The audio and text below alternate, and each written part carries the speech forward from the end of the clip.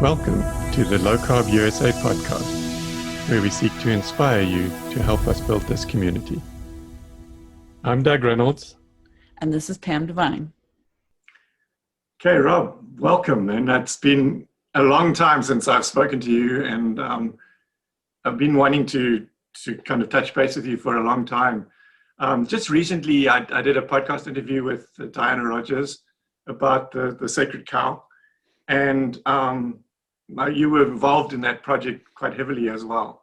So I'd like to maybe start there and just hear about your thoughts on what that was all about, the sustainability side of things, and as well as this craziness about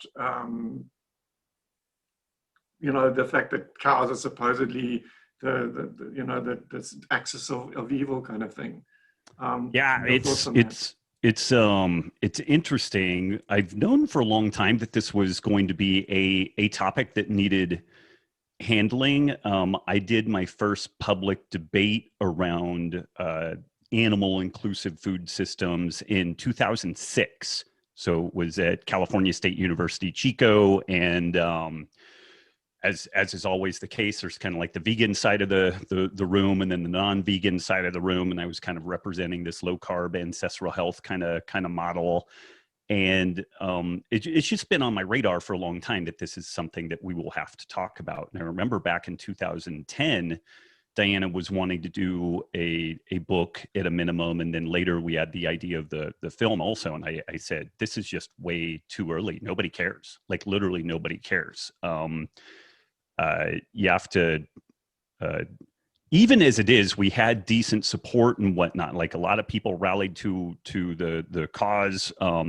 We released right at the height of COVID, and so we got completely shanked on the Amazon distribution. And I'm sure you're familiar with this. Books are released on Tuesdays, and then you've got this Tuesday through Sunday run to try to accumulate as many sales as you can for a New York Times bestseller bid and whatnot. And the Monday before that Tuesday at midnight, Amazon was sold out of books. And when folks would log in to try to buy the book, it'd say, this book usually ships in 3 to 4 months, which really poured some cold water on the sales, Yeah. But it's a really important topic, but compared to losing weight, skinny jeans, abs, it's just not on folks' radar that much, and this is an interesting kind of asymmetry that the vegans have relative to kind of low carb, paleo, ketogenic circles. They have this really airtight story. You're gonna lose weight. You're going to live forever. You're going to be morally superior. You're going to save the planet. You've got this peer group to run with that is all, on this moral high ground and whatnot. And so it's a really beautiful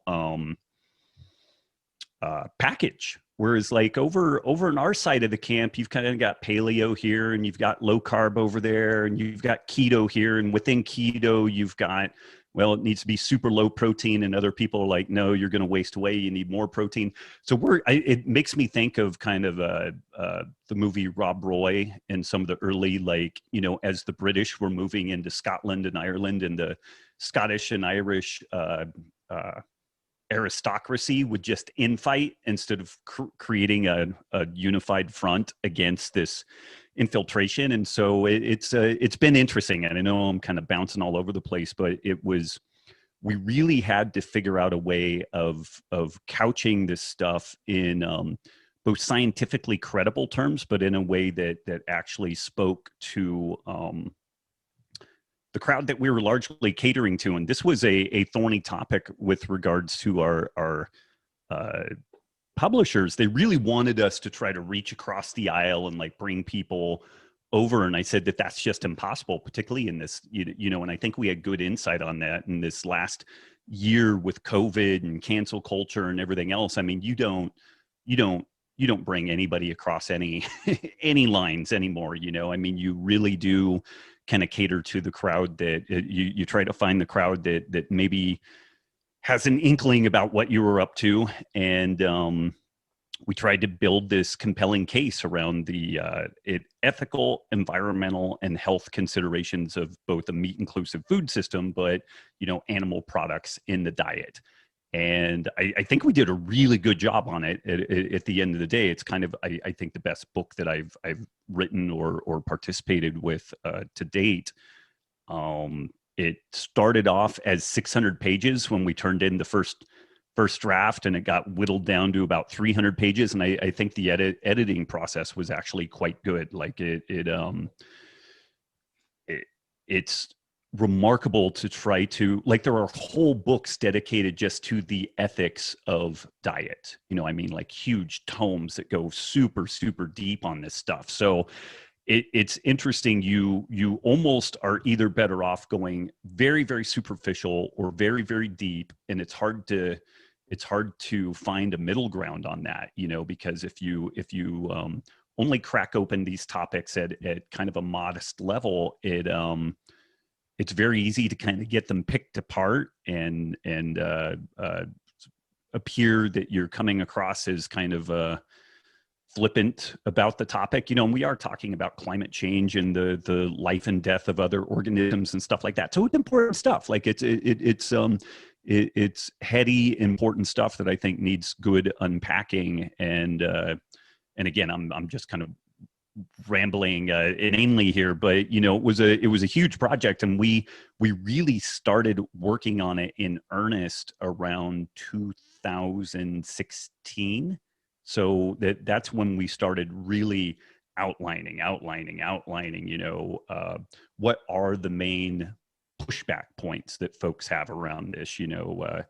Cows consume disproportionately large amounts of food that in theory could otherwise go to feeding humans. And that's really not accurate at all. If we really wanted to level that accusation at some classes of animals, chicken and pork are more akin to that, because they are fed grains and soy products exclusively throughout their life cycle. Whereas even CAFO beef, it spends 70% of its life on grass, and grass is not competing with other human foodstuffs, and there's a very compelling reason to have open grasslands with grazing animals on it.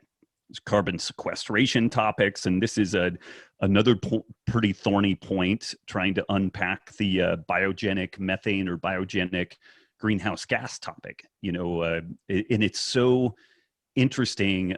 Some very credible sources claimed at one point that upwards of 78% of all greenhouse gas emissions come from agriculture in general and animal husbandry specifically. It is not remotely that amount. Animal husbandry specifically is closer to around 2 to 3%. And it's still, the thing that's missed is it's part of a cycle. These animals are eating grass and plant stuffs that had sequestered carbon themselves in the process of photosynthesis. Then the animals consume this and they digest it, and some of it's fermented and broken down into short chain fatty acids. Other parts of it are converted into methane and other gases.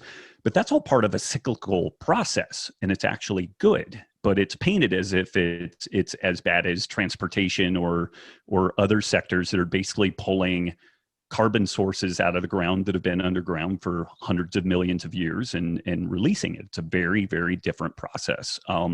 Water usage was another big one. And this is another ironic feature. When folks present all the water that is allocated specifically to beef production, it's presented as if we could somehow allocate that water to some other better utility. But 96% of the water that is used in beef production is rain and snow that falls on the ground that you want it to do that. Like very little of the water that they consume is actually pulled from underground. There are some areas where more of that happens than others, but there are just some remarkable misrepresentations of these topics. And it's rare, very difficult to even discover that properly managed grazing animals might actually reverse desertification. This really profoundly challenging global phenomenon, which pasture land and rangeland and agricultural land is converting into desert.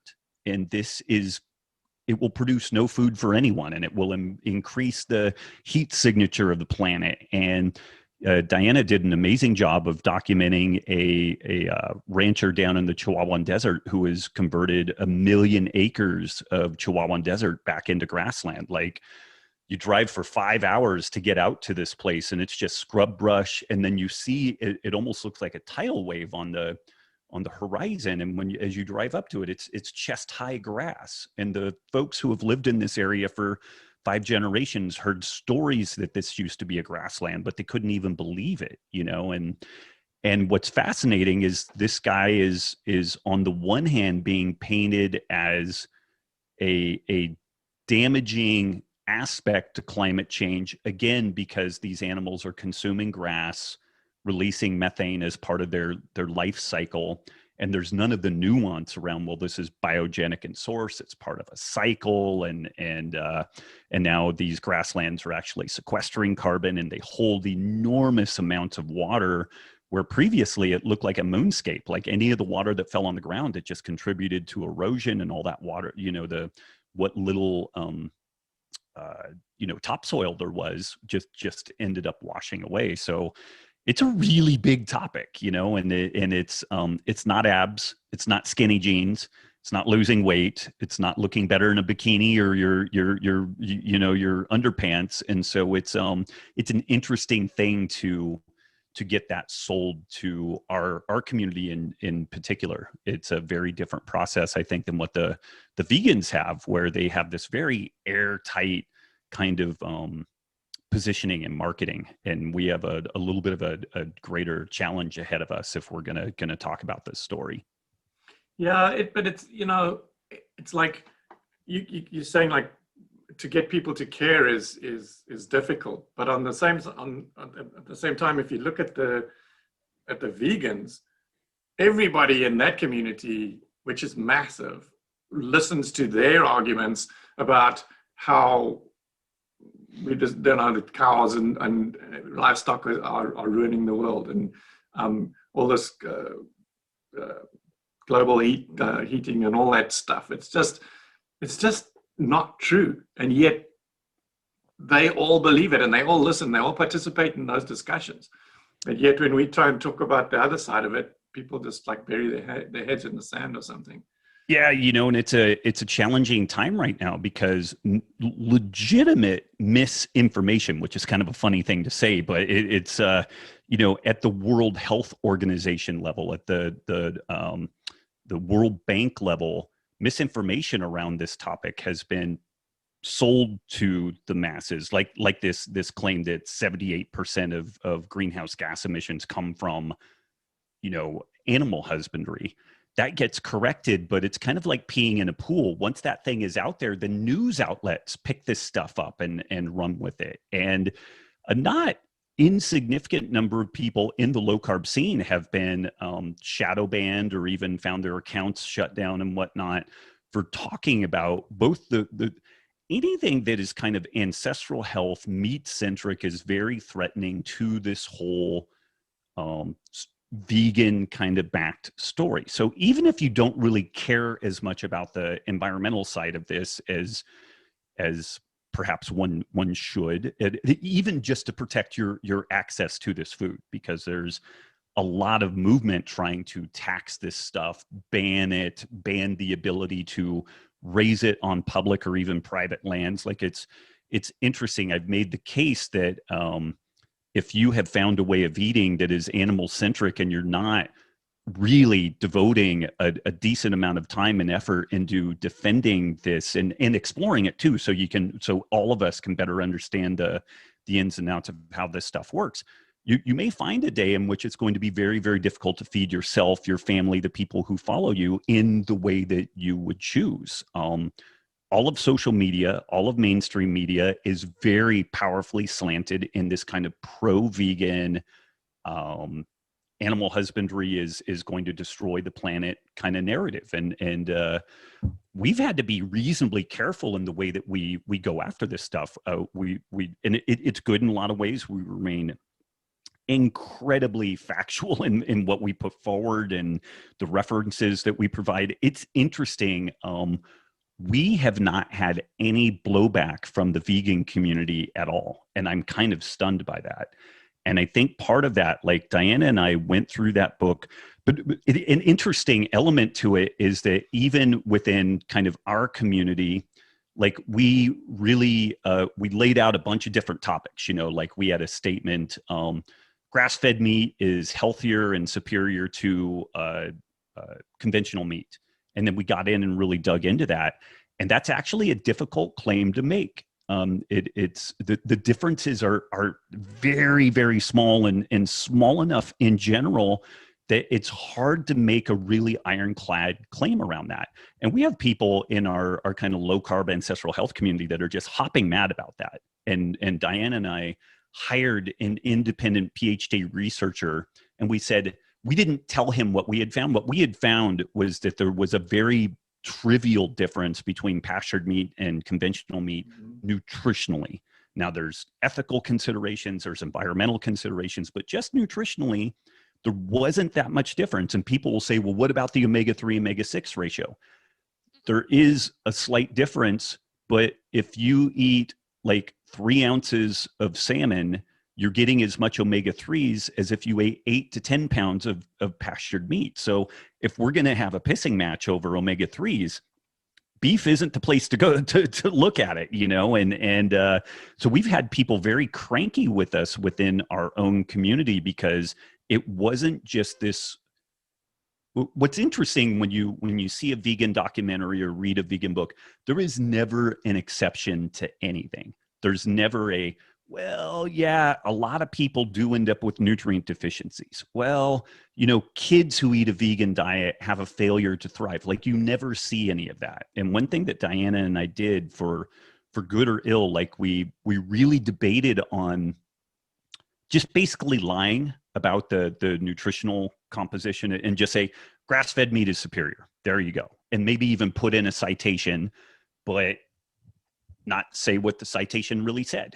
But we knew that if we did that, then the vegan community would go in and they only needed to find 1 or 2 things that we did wrong. And then they could discredit the whole book. And what's fascinating, you don't see any Joel Kahn, John Mackey, John McDougall, backed takedowns of the book. They won't even touch it or mention it. And I think it's because we did a good enough job that they don't want anybody looking at it. They were actually smart enough in this situation that they're like, we don't even want people to know that this book or film exists. And so we really did try to do the just absolute best job we could in representing the science accurately. And although we clearly have a bias in this direction, there were a few calls that didn't really get, like, it would be so awesome if the difference between pastured meat and conventional meat, that there was a massive difference in favor of pastured meat. Like that would fit our narrative just beautifully. But, and people get all bent and pushed out of shape about that. But the reality is that meat is super nutritious, period. That's it. Like, that's the takeaway. Like cows are really shockingly good. Herbivores are very, very good at taking super low nutritional value foodstuffs, grasses and crop residues and whatnot, and upcycling it and turning it into shockingly nutrient dense foodstuffs for humans and other organisms. Like that's the takeaway. Not that there isn't this imagined difference between pastured meat and conventional meat. So we had some interesting challenges around that stuff, but we really did try to do the best job we could to have this as fact-based as possible. And even where we had some things like the delta between pastured meat and conventional meat, instead of, this was a situation where we knew that we would get some pushback from our side of the camp, but we felt it was more important to be fact-based on that versus just pandering to our folks and really perpetuating a lie on that count. I'm so excited to hear you talk about that. I mean, I'm sure you're good friends with Peter Ballestedt, and he speaks at a lot of our conferences as well. And almost always, I end up on the stage just before the Q&A starts, and I kind of, he addressed it in one of the talks that he did, like one of the first ones, I think, but other things he's been on other subjects. So I get up and I just say, listen, I just want to say something before we start this Q&A, and that is how important it is to understand exactly what you said about, okay, so there is that slight difference between the omega-6, omega-3 ratios between grass-fed and grain-finished. But the differences, the absolute amounts are just it's so negligible that it's Right. it's not even worth considering. And what's so important to me is that you get these purists that are on their bandwagon about it has to be grass-fed and it has to be organic. And you know what? If you have the money and you're able to support that, I absolutely support that. I mean, support the farmers and help them to be able to do this. Yeah. But at the same time, don't ever let me hear you tell someone that they can't do keto because it's not grass-fed. Yeah. So I can't afford grass-fed meat. Yeah. You know, I look for the specials and the manager specials in Right. Stater Brothers and Vons or whatever. You know, I buy ribeye steaks at $3.99 a pound on a manager special, and I stock up my freezer with it. Right. That's not grass-fed beef, right? Right. But don't tell me I can't do keto or because I have to do that. That's just criminal.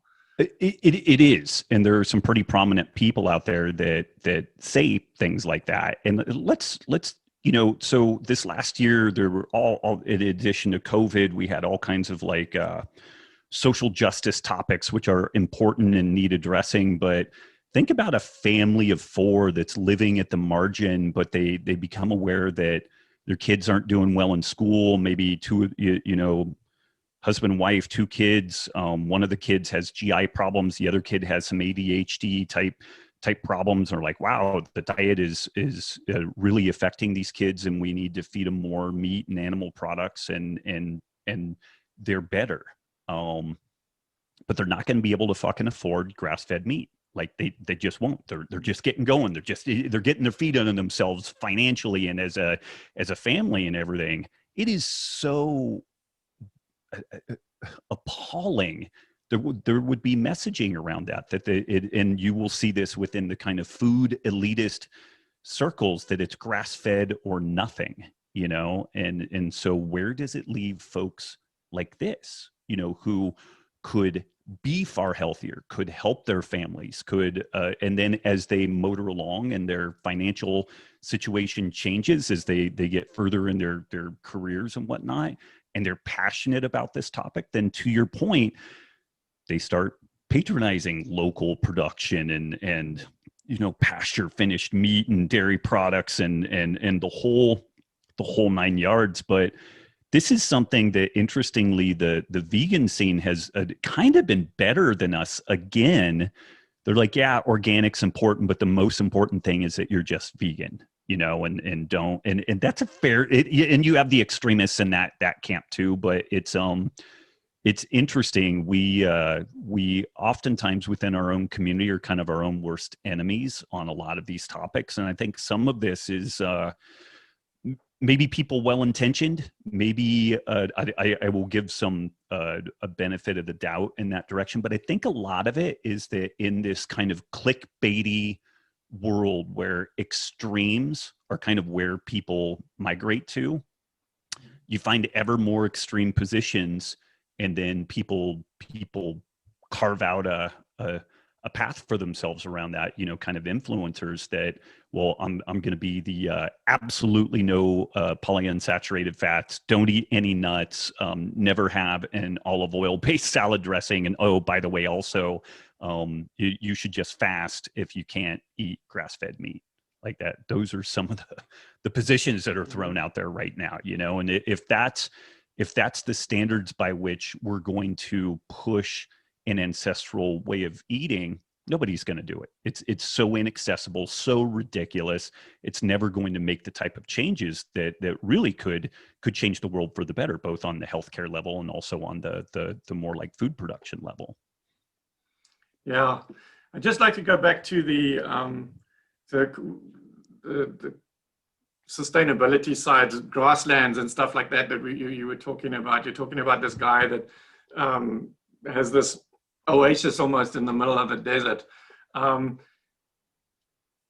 I don't know if you've ever, there's a movie that someone told me about called Mully, Mully. It's about this guy in Kenya who, and the story really is about, he got abandoned by his family when he was a youngster, grew up to be an amazing guy, made a ton of money, and then just decided one day, he found some street kids basically and brought them home and decided he's going to look after them. And so it's all about how he did this. But what happened is that eventually he literally had hundreds and hundreds and hundreds of these orphans, street kids right, on his property. And so eventually they just didn't have space or anything. And he, just in the middle of the night, one night, he just loaded them all into a bunch of trucks and stuff and took them out into the bundu, basically into the desert. And you see them drive out there and there's nothing. It's literally just desert, right? And they build this camp and then they're now trucking water in, like in big containers. And eventually I don't know how, but he decides he's going to dig a borehole here, and he digs down and actually finds water. But what happens though is that once they're doing that, now they want to produce all their own food and stuff for these kids, right? For this growing community of kids. And so they start bringing in cows and other livestock as well, and start, initially they're bringing in feed for them, but as the livestock kind of roam around there and they start defecating and whatever, suddenly grass starts springing up and stuff. And the end of the movie shows, like, as far as the eye can see, it's like this green, beautiful countryside again. That, so, on a bigger scale, even to what you were talking about on that one farm, he's literally brought back that entire region. And it's just amazing. Alan Savory also comes from Zimbabwe, where I originally hail from. And I mean, the work that he's doing in this regenerative farming thing is just astounding. You see how, some of the projects that he's worked on, that stuff's come back from complete desert to grasslands, and where there's actually rivers and dams and stuff that retain that water instead of it just like flowing away. It's incredible. But just to I got on a bit of a tangent there, but just to go back to help explain to people, you talked about the cycle, everyone complains about the methane gas, right? But it's part of a natural cycle that basically ends up bringing carbon back into the soil.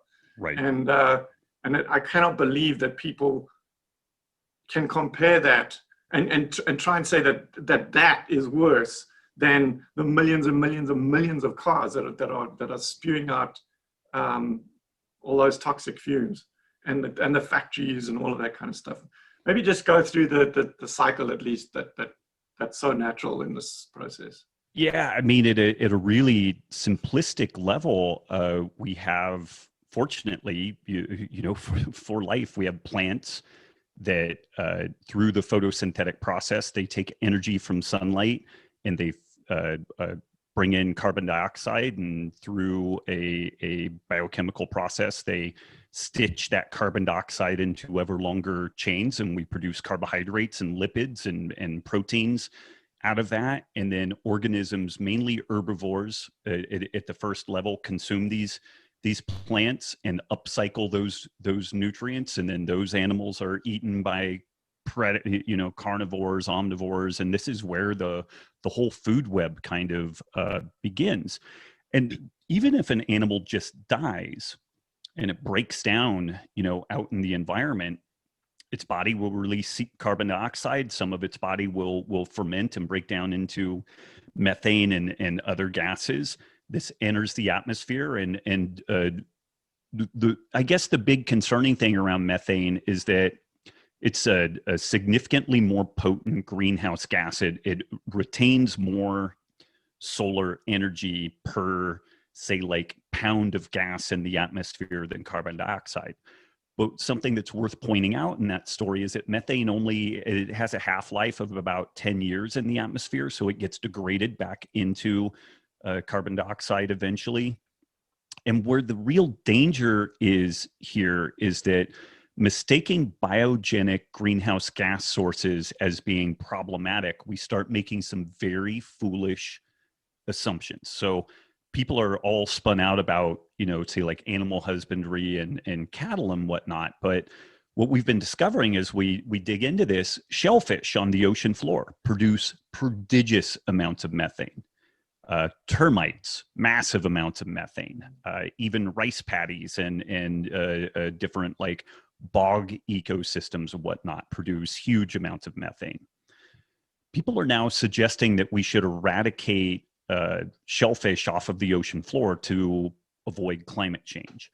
The Green Party of Sweden suggested that their moose population should be hunted largely into extinction because the moose eat lichen and other plant material and produce methane.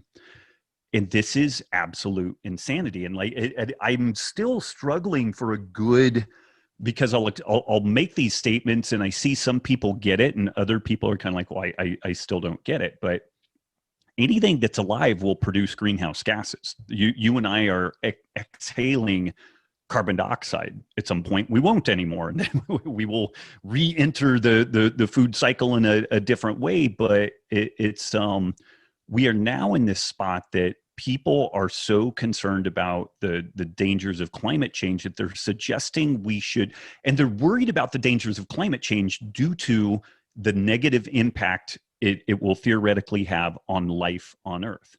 So these folks are recommending that we should eradicate life to sustain life.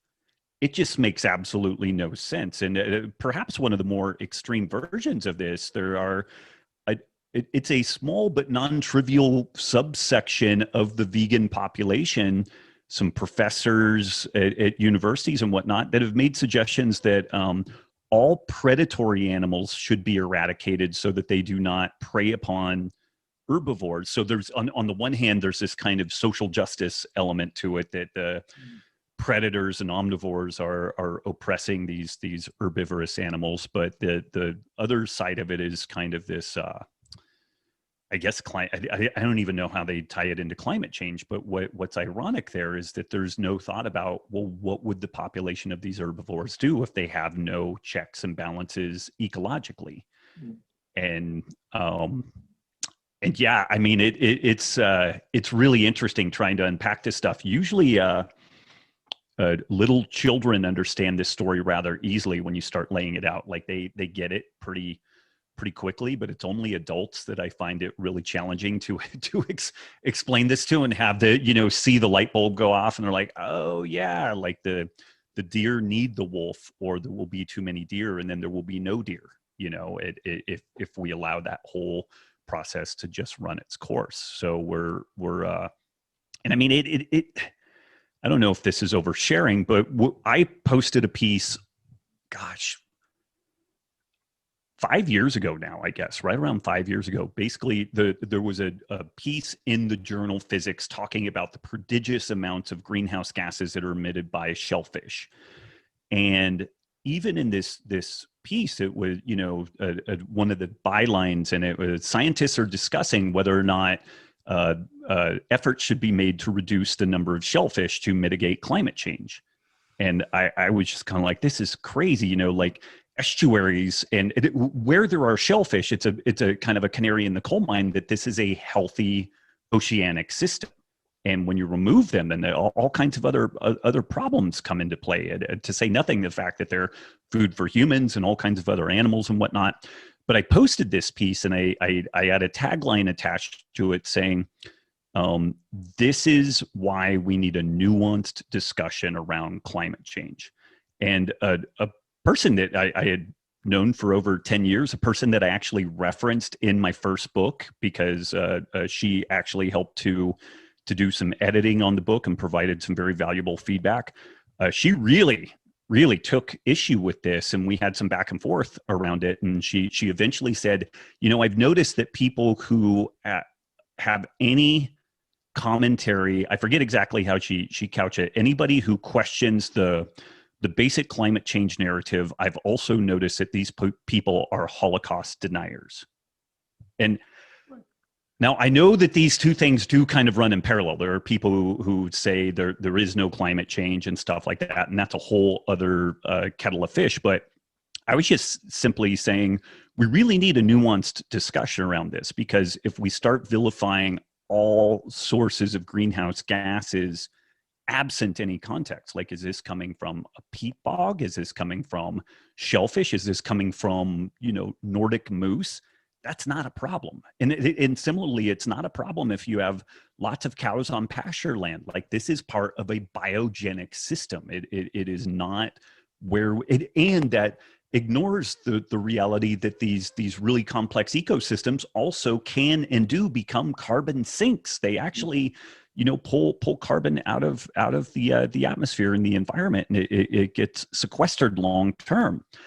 But it's still kind of stunning 5 years later that this person would go to that spot. But this is some of the reality of the modern world and kind of social media and all the rest of it, that mentioning these topics and trying to have a detailed, nuanced discussion around it's this all or nothing thing. Like, if I raise my hand and say, hey, I don't know that the biogenic sources of methane should be counted the same way as what's coming out of the tailpipe of a car, there's no buffer there for allowing that discussion to happen. I'm immediately, generally, shuffled into climate change denier. And so just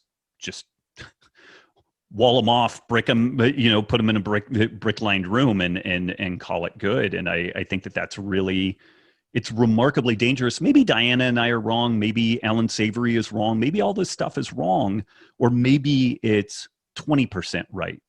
But if this is really the existential threat that people are suggesting, we had better get that 20 or 80 or whatever percent of the story right. Because if it's that important, then we need to really understand the details and the nuances and whatnot. Alan Savory made an interesting observation, which is a hypothesis, but it's something that is very interesting. It's very systems based, but he made the following statement, which was, grazing animals could produce 4 times more methane and greenhouse gases than they do currently.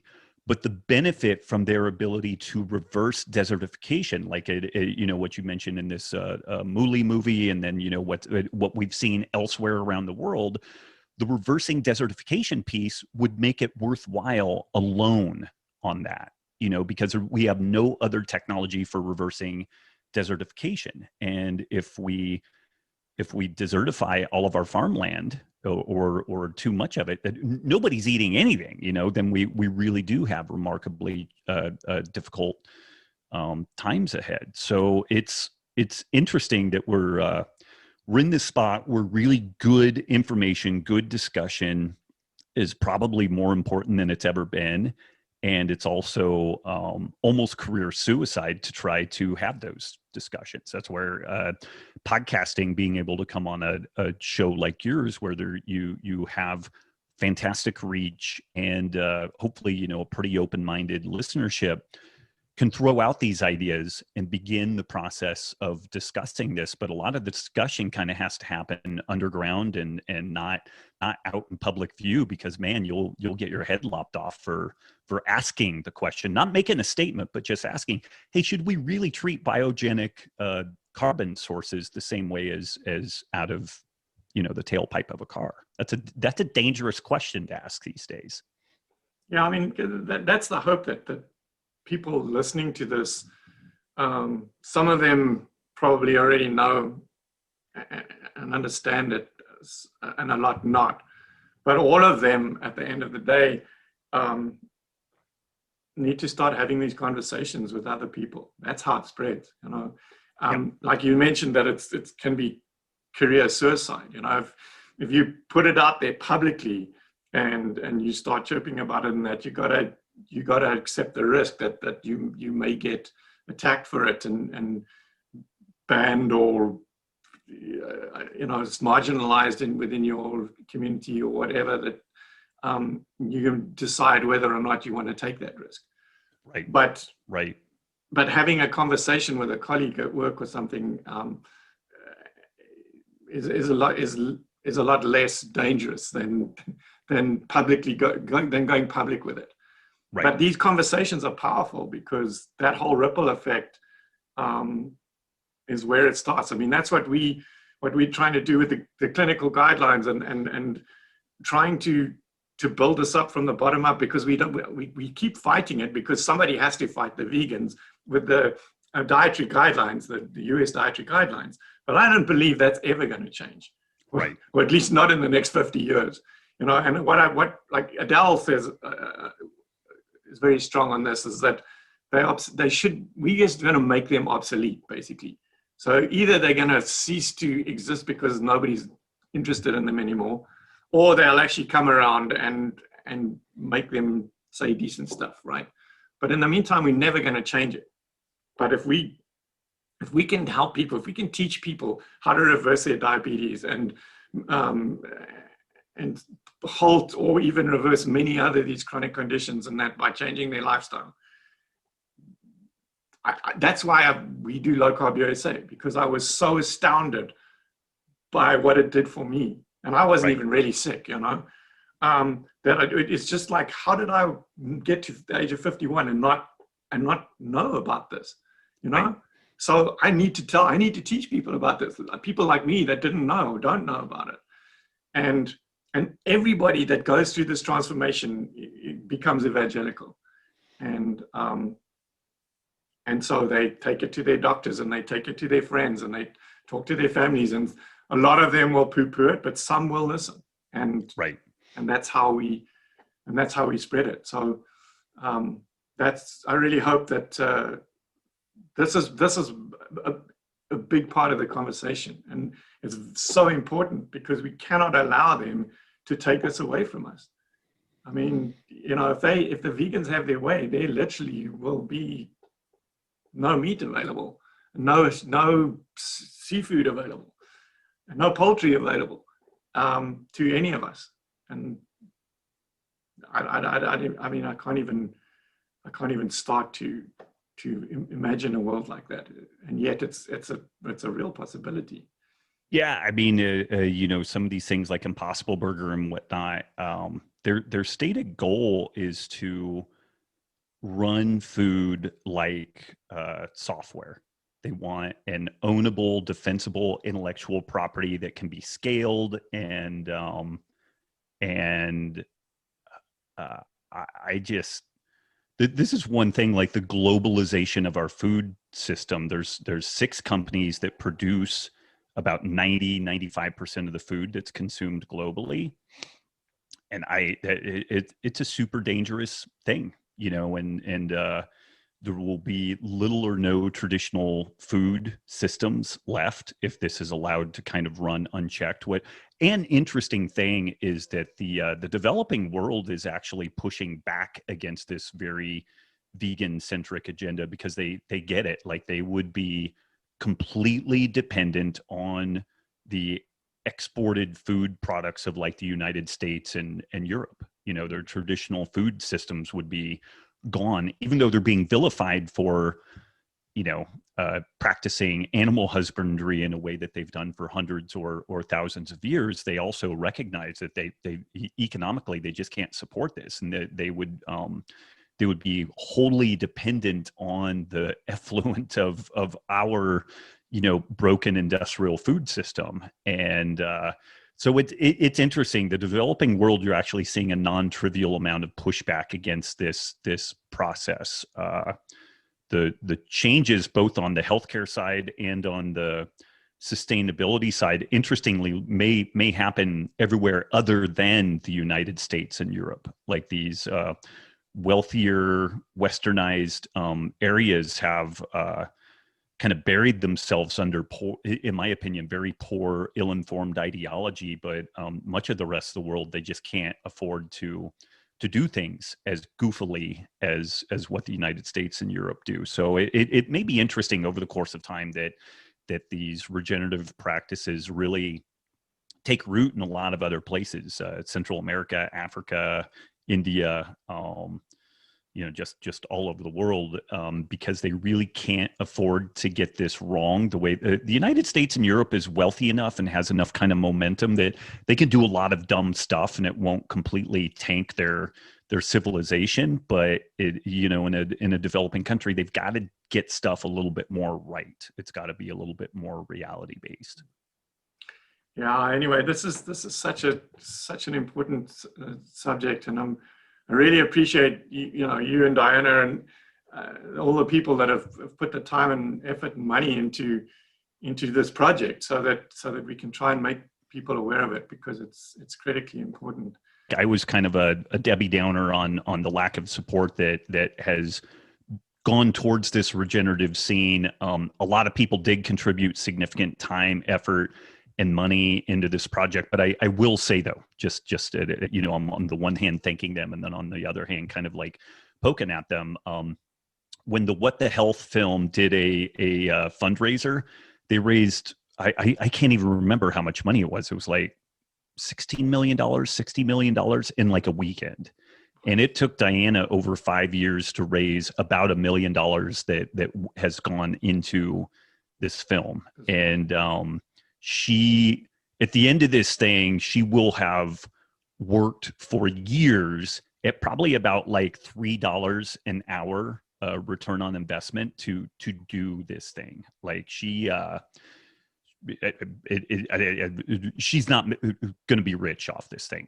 She's actually become remarkably poor working on this thing. And this is this thing again that our community needs to do better. Like when we have these opportunities to support, I would say particularly like the regenerative agriculture scene and whatnot, we really need to do better than what we've done. And again, it's hard to say that because some people really came in, really rallied around this stuff, but as a broader community, we seem more enamored with kind of bickering over 30 grams of carbs a day versus 50 grams of carbs a day versus like the bigger picture, which is like, would we like access to nutrient dense foods in the way that we want to access them? And we need to kind of, I think, redraw our national boundaries around that main thing. And, at kind of a federal level, we've got this, this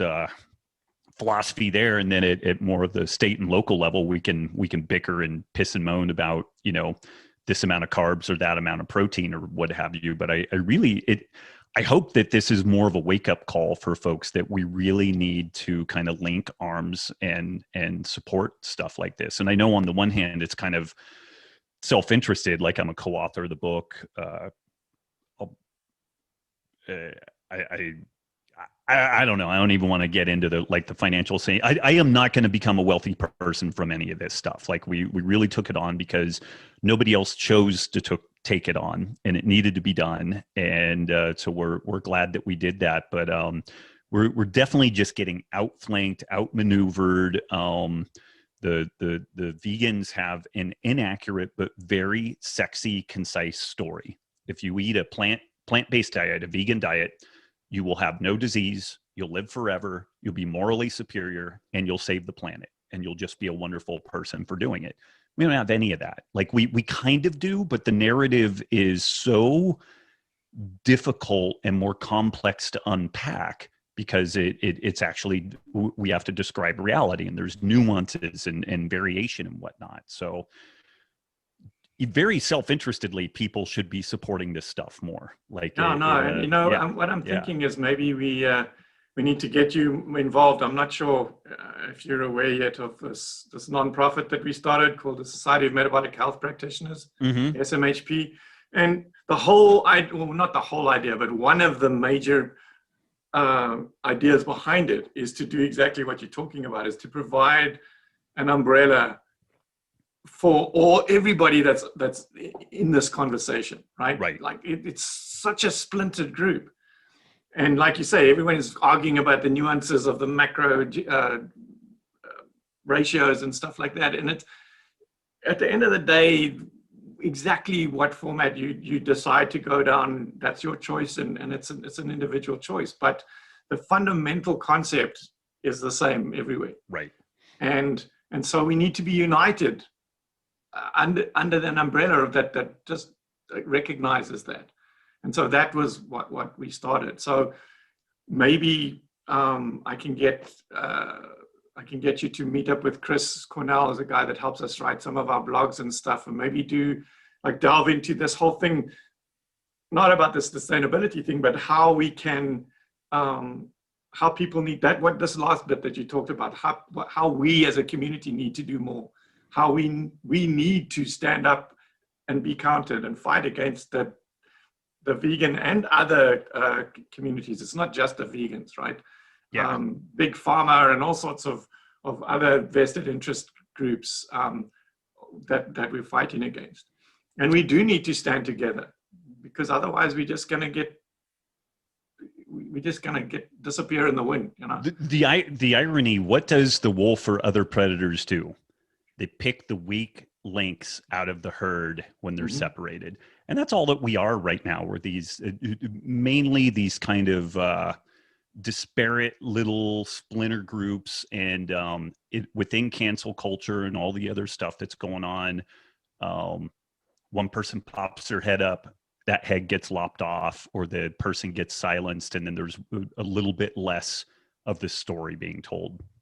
It's very easy to kind of go after all of that in this way, and it really does behoove us to have some sort of a charter or a common thread around this basic, like, metabolic health or ancestral health, or however it is that we want to couch it, but that a meat inclusive food system is good for humans, good for the planet, and is honestly the only truly sustainable way to move forward. Like, and by sustainable, we could come back 1,000 or 5,000 years from now, and the system is still running.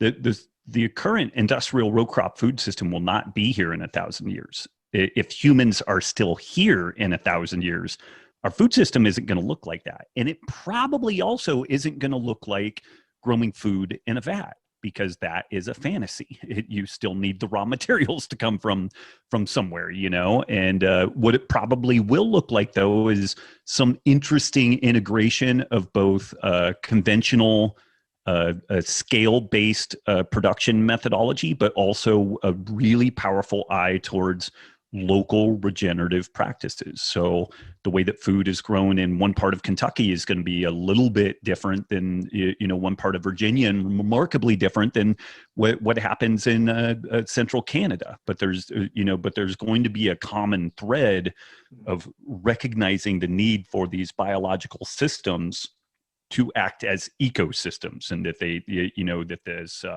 infinite inputs of synthetic chemical fertilizers and pesticides and herbicides and everything that has an expiration date on it, the way that it's currently being practiced. Yeah, no, my hope is really that we get this message out. Thank you very much for taking the time to do this. As I mentioned, I hope to reach out to you and see if you can get you involved in some, maybe eventually it becomes a project at the SMHP to try and get this community more involved. If you've got some ideas about how we might do that, then let's brainstorm there and see if we can generate some enthusiasm, because that's what we really need to do. Yeah, as a first start, I would really encourage everybody to at least watch the film Sacred Cow. Like, it's available on most platforms now. It's an hour and a half going on 2 hours, and it really lays out a very compelling story around this whole situation. And again, a compelling story doesn't necessarily mean it's right, but I think people get bombarded with this vegan-centric worldview. And so I think it at least begins the process of arming people to at least have a conversation around this stuff. It's like, well, I don't know that biogenic methane should be handled exactly the same way as, tailpipe emissions and stuff like that. Like I think as a beginning, people need to be as excited about some of the nuances of the climate change claims, as it relates to animal husbandry and whatnot, as they are about protein, carbs, and fat. Like over the next 5 years, if we could have people as familiar with energy flows, thermodynamics, and carbon sequestration, what really occurs in that, as they are with Krebs cycle, glycolysis, and ketone bodies, then we could really affect some change. But I think folks really are so lacking of information there that they don't even know where to start formulating like a counterpoint to these narratives and whatnot. And so really recommend the film. It's a fantastic film, and really paints a great story. I agree. I've seen it. I've actually watched it like 3 times, I think. So it's an amazing film. And then the book as well. It's like goes into a hell of a lot more depth than the movie does. And also, as Diana was explaining, you can't put everything in the book into an hour-and-a-half movie. Right. So you really focus really tightly on the sustainability part of it. Yeah. But the book goes into depth and a whole lot of other things as well. That is also, like you mentioned, really well and so well referenced that the vegans have actually chosen to rather not even tell people about it rather than try and challenge you on it, because there's no way they can challenge you. This may be a bold statement, but I would say that the nutrition part, what's interesting, so we have the environmental, ethical, and health considerations of a meat-inclusive food system. We were going to start with the ethic story first, but when we started really poking around all this, what we found was that we make the case that you can't have a sustainable food system without animals. So then where is the ethic? What does that do for the ethical story? And then we also make a pretty strong case that it is bordering on impossible to grow healthy humans without an animal inclusive food system. And you damn sure cannot have good pregnancies, good child rearing, and also good end of life scenarios in a plant-based vegan centric model. The protein and the nutrient density is just absolutely not there. So what does that do for ethics if you can't have a sustainable food system and you can't grow healthy humans en masse without animal products? It really changes the ethical story a lot. Now, that doesn't mean that animals should be abused and they should be raised in horrific conditions, but this whole thing of, well, you're killing animals, like we end up unpacking all that. But anyway, my point is, I kind of think that the nutrition section of that book is one of the most compelling pieces for meat inclusive diets of any of the books that have been written in this genre. And I've done a couple, and lots of other people have done them, but I will pat us on the back. We tackled that in a really interesting and sophisticated way, like but also simple. And it really focuses on nutrient density and whether you're high carb or low carb, like the nutrient density piece ends up kind of driving things a little bit more on the low carb side anyway. But I think it's arguably the most compelling argument for a meat inclusive diet of virtually any of the books that are out there. And that's only like a third of the book. And it was interesting how we arrived at that, focusing on the nutrient density piece and really just looking at the kind of endemic nutrient deficiencies and health problems that seem to occur with a meat deficient or animal product deficient diet. Yeah, no, I really encourage people to go out and start with the movie, I'd say, and then Yes. Yeah, I agree. And I then agree. and then read the book, and then come and join our conversation. You know, here on No Carb USA, and even more importantly on the SMHP, because that's where we want to create this community, bring everybody together. We can all have our differences of opinion about exactly what the diet needs to look like, but we need to be united against the other dark forces, you know. So, Right. I agree. Yeah. You've been listening to an episode of the Low Carb USA podcast. You can support us on Patreon at patreon.com/lowcarbusa.